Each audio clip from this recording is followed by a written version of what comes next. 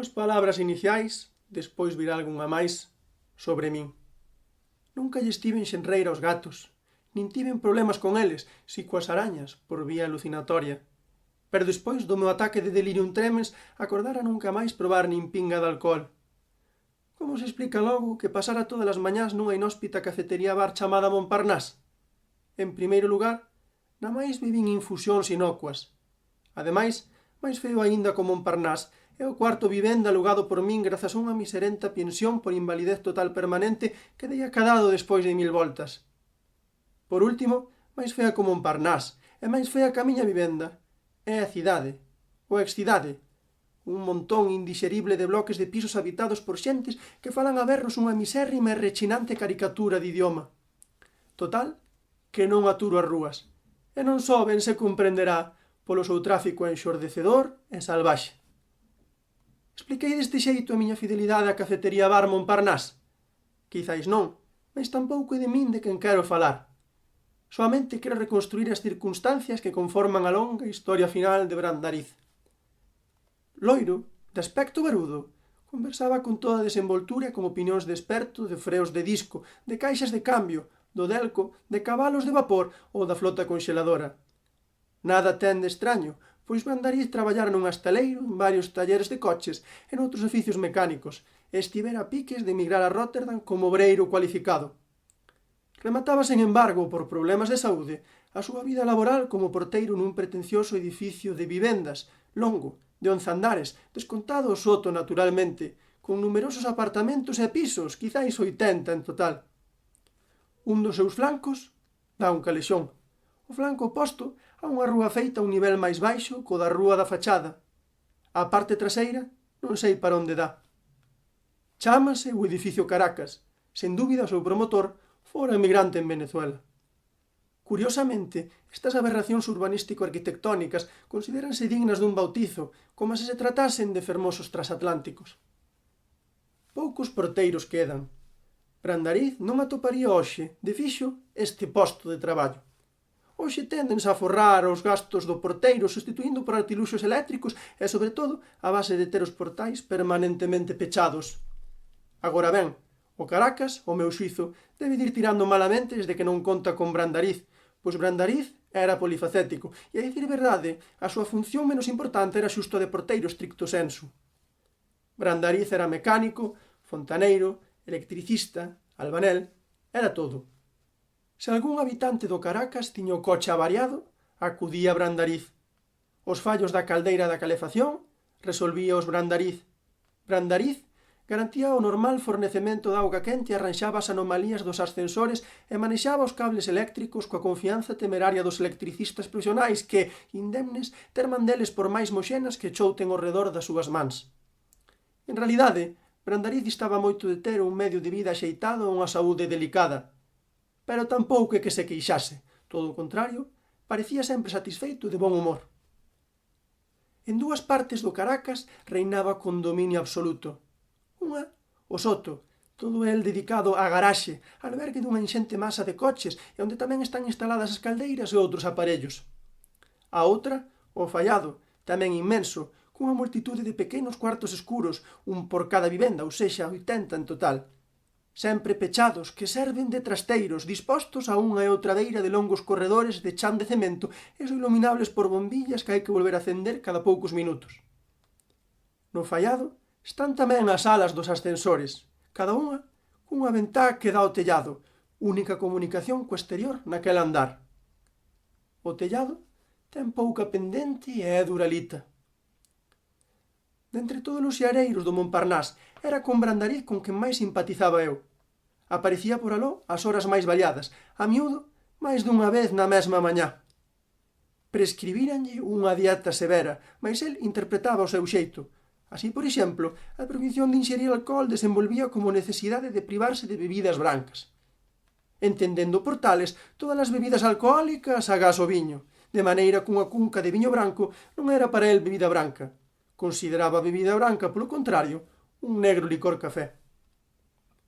Coa maioría dos amigos do Montparnasse conversaba Brandariz a maneira dun desarraigado urbano, ou sexa, de fútbol contra a clase política, de lotarías e, como xa dixen, de coches e demais.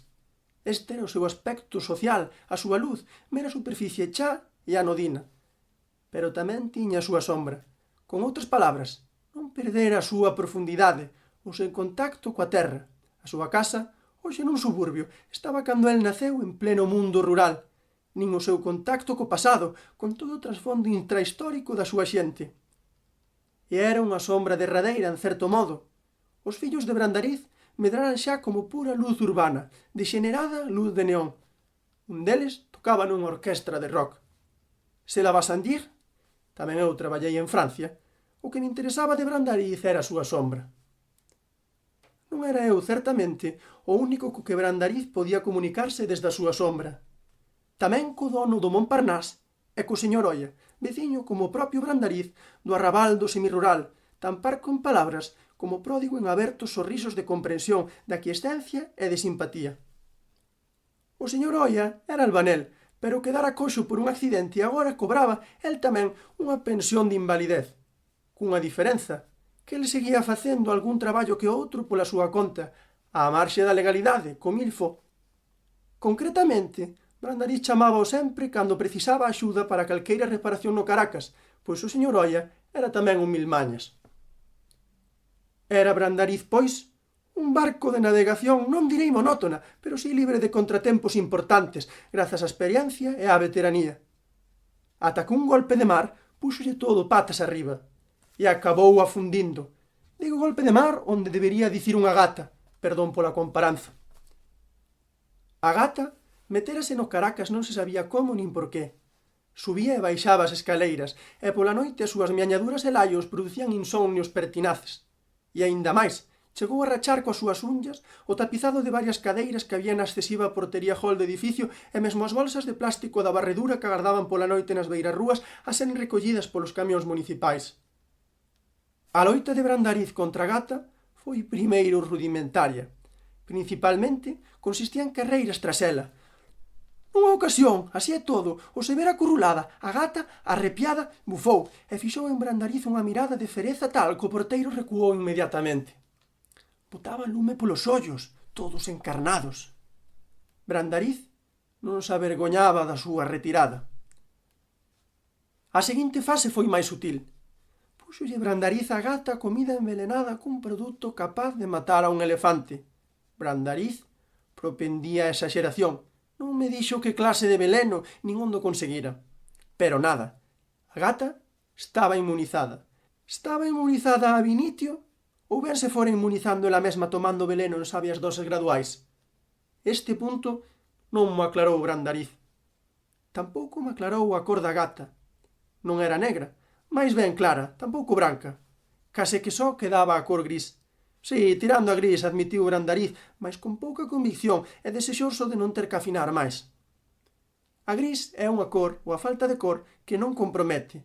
Parecíame que para Brandariz se podía poñer a calqueira gato.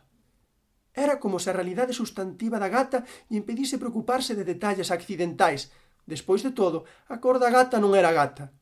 E, sen embargo, esta definición da cor na mente de Brandariz quizás acabou prexudicando. Tamén é verdade que os seus encontros coa gata, tan tensos e curtos, non eran moi axeitados para unha observación atenta. De repente, durante algún tempo, a gata deixou de molestar. Desapareceu. Brandariz respirou aliviado. De todas as maneiras, non se facía ilusión sobre a morte do animal, pois bastante despois de renunciar a seguir envenenándolle a comida, aínda o vira ben de veces coa súa constante boa saúde. E máis ben no fondo, Brandariz estaba seguro de que fatalmente habería de reaparecer. Reapareceu no garaxe. O cal era inmenso, abafante, húmido, lóbrego, cheo de columnas e de buracos no chan de cemento. Tiña barras fluorescentes pouco poderosas. Ademais, os 2 minutos de acenderse apagábanse automáticamente. Polo tanto, Brandariz, nas súas novas batallas ca gata, valíase dunha lanterna. Foron batallas incruentas, mais de grande mobilidade. Desde logo, Brandariz non gañou ningunha. Había demasiados agochos, demasiado espacio e só unha saída abondo complicada. Por outra parte, Brandariz evitaba toda oportunidade clara de acurrular de verdade a gata, estou seguro. Tiñalle medo ao lume dos seus ollos. Pero o peor era isto. Supoñamos que efectivamente a botase fora. Que é que gañaría así? Ao pouco tempo, a gata estaría dentro de novo. Ela mesma saía e entraba cantas veces quería, con outras verbas. A única solución era eliminala. Por que non a deixaba en paz? Que dano facía ali? Non podía mesmo ser boa para combater as ratas? Había vendelas no garaxe. Segundo Brandariz, aquela gata era un perigo constante. Incluso para os coches. Ademais, desde o garaxe non lle custaría moito meterse de novo na casa. No tocante ás ratas, non só non as combatía, senón que se levaba ben con elas. Tal era a crenza de Brandariz, e, sobre todo, a gata era o seu inimigo. Ao final, así é todo, chegaron a unha especie de entente. Procuraban non coincidir, procuraban non verse. Ata que un día descubriu Brandariz que a gata tivera 5 crías. Aló, no garaxe, rodeadas de coches. Refería a Brandariz esta circunstancia ca mesma mestura de receo e de noxo ca que falaba dos satélites ou do desembarco do home na lúa, no que non acababa de acreditar. A entente rematara. Para Brandariz aquela novidade era un ataque máis da gata, un ataque en forma de burla. Pois ben, se a gata atacaba por medio das crías, por medio destas contraatacaría el. Unha noite, arredor das 10, partiu do Caracas cos 5 gatos case recén nacidos dentro dunha caixa de cartón. Non me explicou como os collera. As gatas defenden as súas crías con toda fereza e aquela concretamente defenderías contra Brandariz con toda crueldade. Xa estaban as rúas desertas. As miañaduras dentro da caixa non foron, pois, oídas por prácticamente ninguén. Xusto ao remate do Caracas, a rúa convértese nunha pequena ponte. Por debaixo dela pasa outra rúa. Brandariz baixou esta rúa inferior por unhas escaleiras abertas na mesma beira rúa. Chegou así a un arrabaldo desolado, con poucos edificios habitados e moitos en construción. Un cul-de-sac, nun pequeno escuro calexón sen saída, abandonou o quinteto maiante fora da caixa, despois de comprobar que non había ningún can vagabundo polos arredores. Brandariz deu voltas en desbotar de toda a esperanza de que algúns veciños do novo barrio recollesen e adotasen aqueles fillos desvalidos do seu inimigo. O día seguinte, 3 dos 5 gatos estaban de novo no garaxe.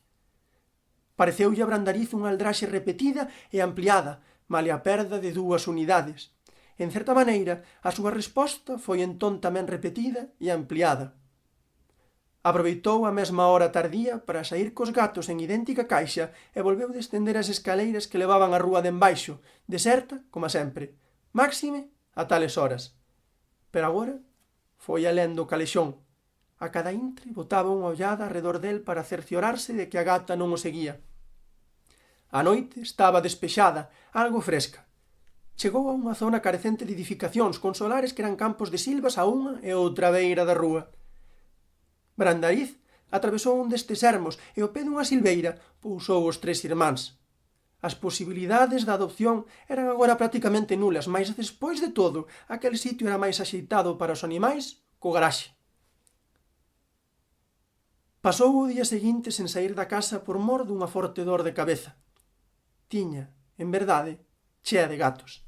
Ademais, así evitaba polo menos por un día unha situación que non deixaba de prever mesmo con certo desacougo físico. Refírome a un novo reencontro cas crías no garaxe. Realmente, aquel non foi para Brandariz un día de lecer. Pasouno dándolle voltas e máis voltas a única cuestión na que podía pensar. No discurso daquelas horas casi delirantes albiscou, non obstante, a solución final para o trío sobrevivinte, pero só imaginala producíalle un malestar case máis forte co que lle causaba o mesmo problema e procurou desbotala da súa mente, mais sen éxito.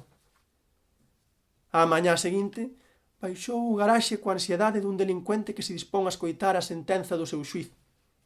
E aló, no recanto de sempre, atopouse coa escena temida, a gata cos 3 fillos.